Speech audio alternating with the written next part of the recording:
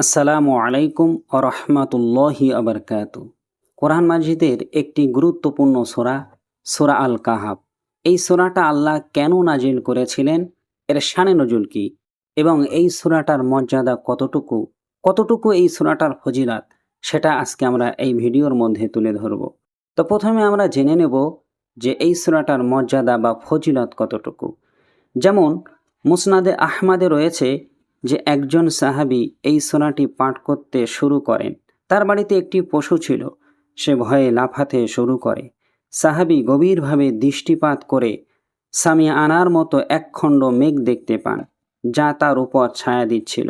তিনি উহা রসুল সাল্লাল্লাহু আলাইহি সাল্লামের কাছে বর্ণনা করেন।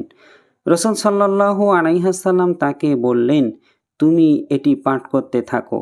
এটা হচ্ছে আল্লাহ তাআলার পক্ষ হতে ওই সাকিনা যা কোরআন পাঠের সময় অবতীর্ণ হয়ে থাকে। সুবহানাল্লাহ। মুসনাদে আহমাদে আরও আর এক বর্ণনায় রয়েছে, রসুল সাল্লাল্লাহু আলাইহি সাল্লাম বলেছেন, যে ব্যক্তি সূরা কাহাফের প্রথম 10টি আয়াত মুখস্থ করবে তাকে দাজ্জালের ফিতনা থেকে রক্ষা করা হবে।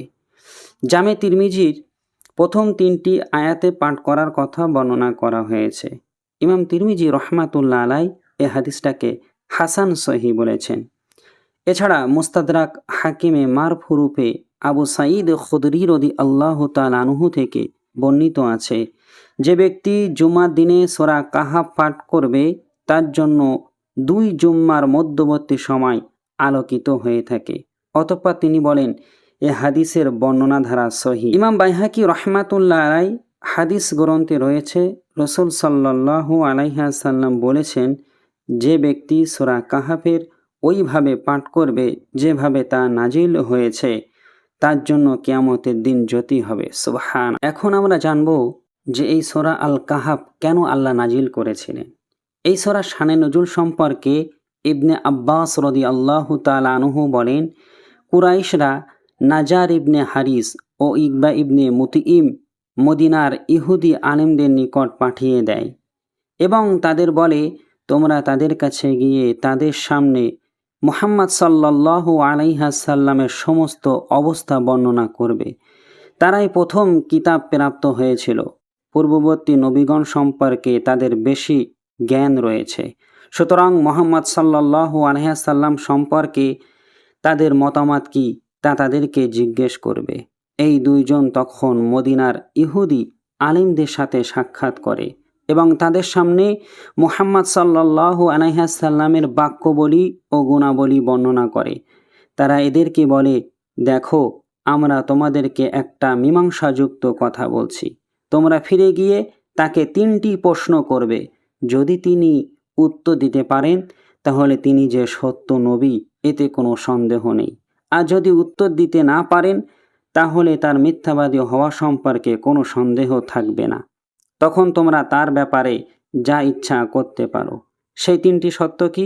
1 নম্বরে বলা হলো, তোমরা তাকে জিজ্ঞাসা করবে, পূর্বযুগে যে যুবকগণ বেরিয়ে গিয়েছিলেন তাদের ঘটনা বর্ণনা করুন। এটা একটা বিস্ময়কর ঘটনা। 2 নম্বর প্রশ্ন করবে, তারপর তাকে ওই ব্যক্তির অবস্থা সম্পর্কে জিজ্ঞাসা করবে যিনি সমস্ত পৃথিবী ভ্রমণ করেছিলেন। তিনি পূর্ব প্রান্ত হতে পশ্চিম প্রান্ত পর্যন্ত ঘুরে এসেছিলেন। 3 নম্বরে তোমরা এই প্রশ্নটা করবে, আর তাকে তোমরা রূহের অবস্থা সম্পর্কে জিজ্ঞাসা করবে। যদি তিনি এই প্রশ্নগুলির উত্তর দিতে পারেন তাহলে তোমরা তাকে সত্য নবী বলে স্বীকার করে নেবে এবং তার অনুসরণ করবে। আর যদি উত্তর দিতে না পারেন তাহলে জানবে যে তিনি মিথ্যাবাদী। সুতরাং যা ইচ্ছা তাই করবে। তারা দুজন মক্কায় ফিরে গিয়ে কুরাইশদেরকে বলল, চূড়ান্ত ফাইসালার কথা ইহুদি আলেমগণ বলে দিয়েছেন, সুতরাং চলো আমরা তাকে প্রশ্নগুলি করি। অতঃপর তারা রসুল সাল্লাল্লাহু আলাইহি সাল্লামের কাছে আগমন করে এবং তাকে ওই 3টি প্রশ্ন করলে তিনি তাদেরকে বললেন, তোমরা আগামীকাল এসো, আমি তোমাদের এই প্রশ্নগুলির উত্তর দিব। কিন্তু তিনি ইনশাআল্লাহ, যদি আল্লাহ চান, বলতে ভুলে যান। এরপর 15 দিন অতিবাহিত হয়ে যায়, কিন্তু তার কাছে না কোনো ওহী আসে আর না কোনো আল্লাহ তাআলার পক্ষ থেকে তাকে এই প্রশ্নগুলির জবাব জানিয়ে দেওয়া হয়।